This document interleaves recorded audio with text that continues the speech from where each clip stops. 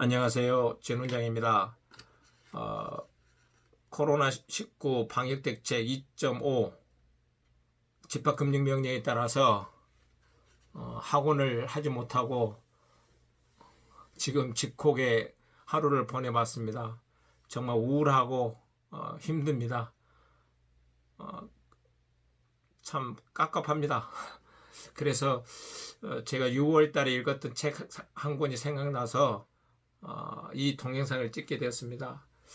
이 책은 바로 코로나 이후의 세계라는 책입니다. 미래학자 제이슨 생거 씨가 쓴 책인데요. 이 책에서 얘기한 미래 예측에 관하여 여러분들과 함께 공유하고자 합니다. 첫째로 이제 이분이 이제 얘기한 서두에서 말씀하신 것은 뭐냐면 이제 좀 좋은 쪽으로 오늘날 그 코로나 위기 속에서 어떤 기회가 있다는 좀 희망적인 이야기를 필두로 해서 시작하였습니다. 뭐 전자상거래가 많이 유행할 것이고, 그 다음에 언택트 직업은 사실은 좀 생존할 수 있는데 대면 접촉 직업은 상당히 힘들 것이다. 그리고 생각지도 못한 어떤 직종에 나타날 것이고, 그리고 재택근무, 온라인 교육이 확대될 것이다 라고 예측을 했습니다. 그러면서 이제 구체적으로 하나하나 짚으면서 책을 써 놓았더라고요. 그 쓴 순서대로 간단하게 뭐 알아보겠습니다. 구체적인 것들은 좀 관심 있는 분들 읽어보시고 제가 여기서 배운 것들, 핵심적인 것들만 간추려서 기억나는 대로 이야기해 보겠습니다. 두 번째로는 일자리 미래입니다. 일자리는 이제 코로나로 인해서 사무실에 이렇게 집합해서 근무하는 형태에 대한 어떤 두려움, 어떤 그러한 위험성이 계속 상존할 것이다. 그러니까 원격 업무를 할 수 있는 환경으로 바뀔 것이다. 그래서 재택근무가 활성화될 것이다. 라는 얘기를 하고 있고요. 그 다음에 원격 근무를 할 수 있는 직종의 경쟁력이 세질 것이라고 내다보았습니다. 그리고 이 노동자 중에서 이제 필수 노동자들은 먹고 살 수 있는데 현장, 서비스 업종, 대면 접촉하는 업종에 근무하는 사람들이 약간 힘들어질 것이라고 예측하고 있습니다. 특히 이제 의료 종사자들이라든지 어떤 보건 의료 행정 이런 쪽에 분야의 직종 근무하는 분들은 좀 오래 근무를 할 수 있다는 얘기죠. 직업을 유지해 갈 수 있다는 것입니다. 그리고 세 번째로는 교육의 미래는 교육 길드 시스템이라고 그러는데요. 그러니까 뭐냐면 교육 과정, 그러니까 초등학교, 중학교, 고등학교, 대학교, 석사, 박사 이런 과정에 의해서 사회에 나와서 어떤 직업을 얻어서 경제 생활을 하는 어떤 길드 시스템이 무너질 거라는 얘기죠. 그래서 이제 왜 무너지냐? 왜냐면 인터넷 유튜브 이런 매체들이 워낙 발달하기 때문에 질 좋은 온라인 강의를 누구나 접속해서 강의를 들을 수 있고 학습 경험을 할 수 있기 때문에 어떤 고등교육의 대학 교육의 어떤 가지 않아도 가능하기 때문에 고등 대학 교육의 어떤 질이 떨어졌을 경우에는 어떤 등록금 반환 요구 같은, 요즘에 그렇지 않습니까? 학생들이 대학 가지 않는데도 대면 학습 강의를 듣지 않으니까 온라인 강의를 듣다 보니까 질이 떨어진다. 그래서 교육비를 환원해달라 이렇게 요구를 하지 않습니까? 예, 그런 현상이 나타날 것이라는 거죠. 그리고 누구나 다 이제 자기가 어떤 교육에 대한 어떤 콘텐츠를 가지고 있다면 누구나 교육을 할 수 있는 환경이 되었다는 의미이기도 하죠. 예. 그리고 온라인 플랫폼에 대한 접근이 민주화되고 누구나 가능성이 있기 때문에 누구나 교육을 할 수 있고 누구나 교육 경험을 할 수 있다는 얘기입니다. 그래서 이제 온라인 강의 확대되고 그다음 재택 학습이 활성화되고 홈스쿨링도 상당히 각광받는 분야가 될 것이다. 또 진행될 것이다. 이렇게 예측하고 있습니다. 그 다음에 네 번째로는 뭐냐면 에너지 미래. 에너지 미래는 어떻게 될 것인가?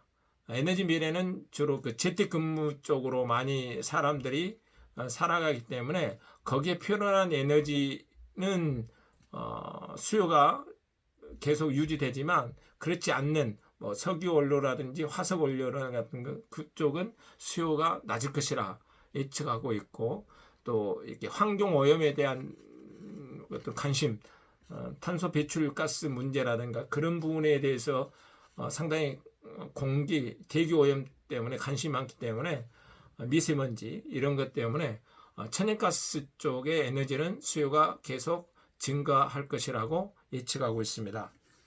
그 다음에 다섯 번째 금융의 미래는 어떻게 보고 있냐면 투자 수익이 상당히 감소하는 쪽으로 부정적으로 많이 평가를 내리셨더라고요. 그 다음에 경제 성장이 둔화되기 때문에 그런 투자 수익의 위험성이 상존할 것이라고 예측하고 있습니다. 그래서 디플레이션 위험도 좀 따를 것이다 라고 얘기하고 있습니다.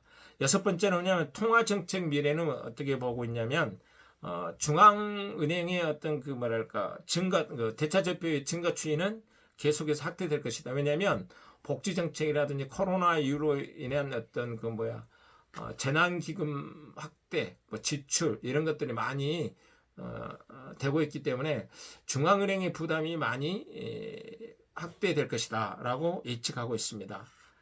그리고 일곱 번째 재정정책의 미래는 어떻게 평가하고 있냐면 복지정책 혜택으로 인해서 재정부담을 많이 안을 것이다. 그리고 국가의 어떤 부채가 증가되어서 재정 건전성에 대한 위험도가 높아질 것이라고 내다보고 있습니다. 여덟 번째는 부동산 업체의 불어닥친 6개 변화에 대해서 예측하고 있는데요. 약간 관점이 다를 수가 있지만 우리나라는 지금 부동산에 대한 엄청난 여파가 일어났지 않습니까? 그런데 여기서 말하는 거하고 좀 다를 수 있지만 이분이 얘기하는 6가지 얘기를 얘기하고 있더라고요. 그러니까 기업 사무실 수요가 좀 감소되고 있다. 그래서 어떤 사무실의 어떤 그 빌딩 있잖아요. 그런 것들의 수요가 낮아질 수 있어서 도시의 공동화 현상이 도시에서 집중되어 있잖아요. 우리 사무실들이. 그런 부분에 대한 어떤 건물의 수요도가 감소될 것이다 라고 얘기를 하고 있고요. 두 번째는 자영업자가 운영하는 가게 있잖아요. 소규모 중소 어떤 가게. 저 같은 경우는 학원도 있지만 임대 좀 사무실이 상당히 지금 어렵잖아요. 그래서 좀 망하는 사람들이 많기 때문에 거기에 따른 어떤 그 점포 수요가 좀 떨어질 것이다. 세 번째는 뭐냐면 주택 고급 과잉과 가격 하락의 위험성이 있다. 우리나라하고는 상당히 좀 다르죠. 우리나라 지금 지속적으로 올라가 있잖아요. 너무합니다. 사실은.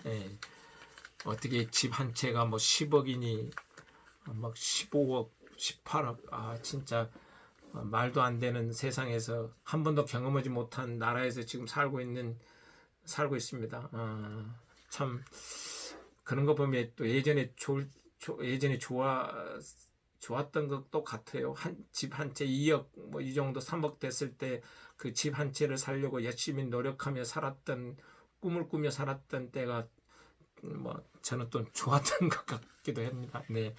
그다음에 이제 네 번째로는 뭐냐면 그 관광 밀집 지역의 부동산이 상당히 고위험성이 있다. 왜냐하면 이제 코로나로 인해서 관광을 많이 하지, 이동 제한이 많이 일어나잖아요. 그렇기 때문에 집에서 생활하는 날짜들이 많고 그랬다 보니까 그곳에 어떤 영업 손실이 많이 생기겠죠.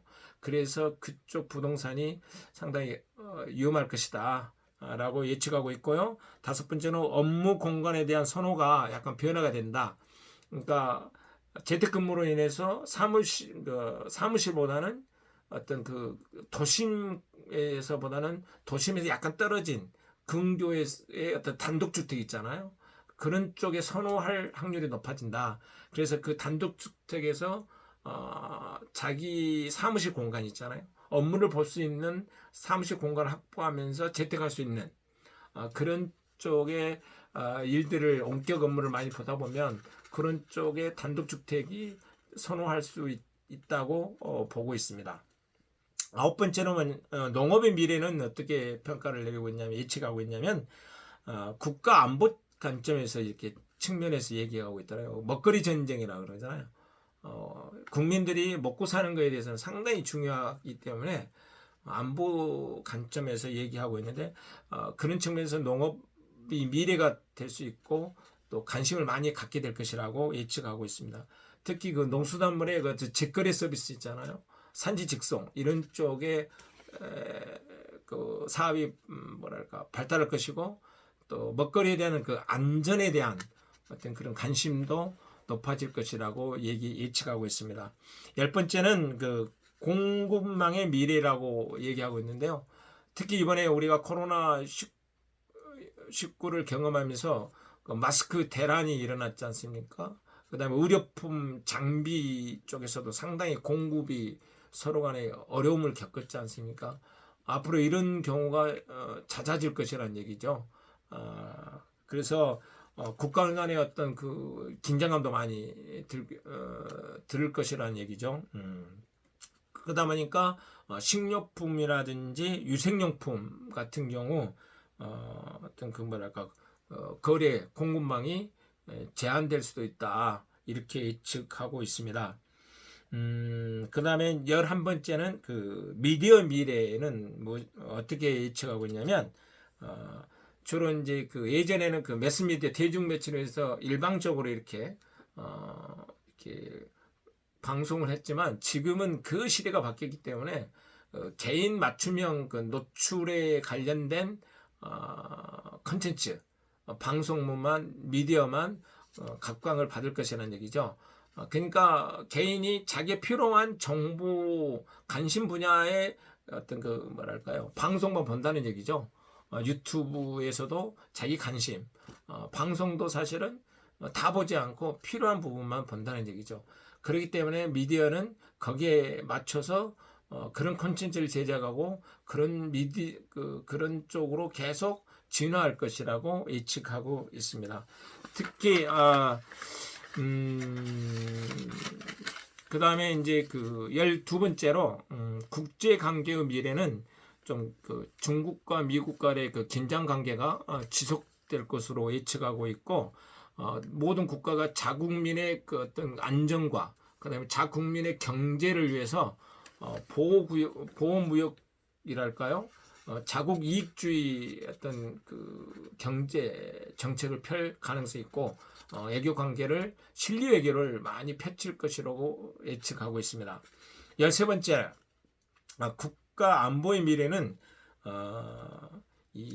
국가의 안보를 위협하는 그 요소가 변화되고 있다는 거죠. 옛날에는 뭐 전쟁에 대한 어떤 그런 위협인데요.